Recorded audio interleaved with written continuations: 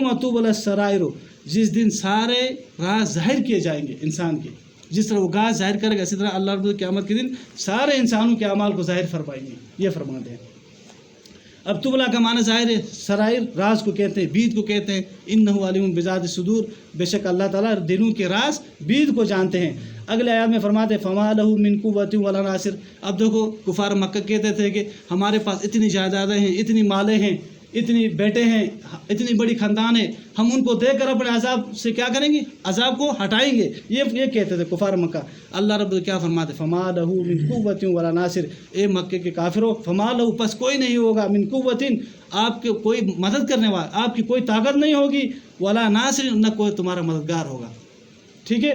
وہ اس طرح کہتے تھے، ان کی رد، ان کے کیا کہتے ہیں، شک کو، شبہ کو دور کرنے کے لیے اللہ رب یہ آیت نازل فرما کر اپنے محبوب کو تسلی دے رہے. اے محبوب پیغمبر، ان کی باتوں پہ آپ نہ آنا، چھوڑو ان کے باتوں کو، یہ ان کی خام خیالی ہے، غلط خیالی ہے.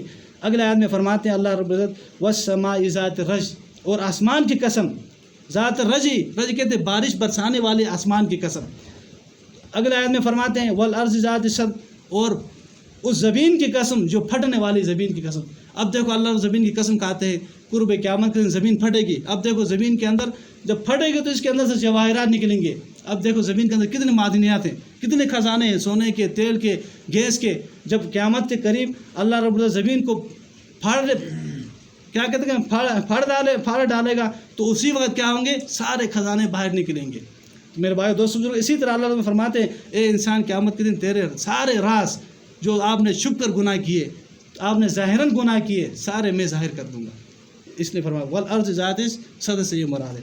اگلے آیت میں فرماتے ہیں انہ لقول فصل، انہ لقول فصل، بے شک یہ قرآن کا کیا ہے؟ اللہ کا کلام. یہ کیا یقینی بات ہے، یہ دو ٹوک والی بات ہے، یہ حقیقت والی بات ہے، یہ جھوٹا نہیں ہو سکتا. کون سی بات؟ مرنے کے بعد دوبارہ زندہ ہونا. یہ اللہ کا کیا ہے؟ کن فیکون والی بات ہے، یہ جھوٹی نہیں ہو سکتی. اگلے آیت میں فرماتے ہیں، اب دیکھو اللہ خود جواب دے رہے ہیں وما ہوا بالحزر، اے مکہ کے کافروں ان باتوں کو آپ مذاق نہ سمجھو، یہ حقیقت والی باتیں ہیں، یہ ڈکوسلے نہیں ہے، یہ کلام الہی ہے، یہ حق سچ ہے، یہ دو ٹوک والی بات ہے. اگلے آیت میں فرماتے انہم یکیدون کیدا، کافر لوگ کہتے تھے کہ تدبیریں بنا رہے تھے. کیا تدبیریں سوچ رہے تھے؟ ہم محمد مصطفیٰ صلی اللہ علیہ وسلم نعوذ باللہ نیست و نابود کر دیں گے، نعوذ باللہ قتل کریں گے اور دین حق کو مٹا دیں گے. اس طرح تدبیریں سوچ رہے تھے. تو اللہ رب کیا فرماتے ہیں انہم یکیدون کیدا، بے شک وہ کیا کرتے ہیں؟ تدبیروں میں لگے ہوئے تھے، اپنے سوچ کر رہے تھے. اللہ رب خود جو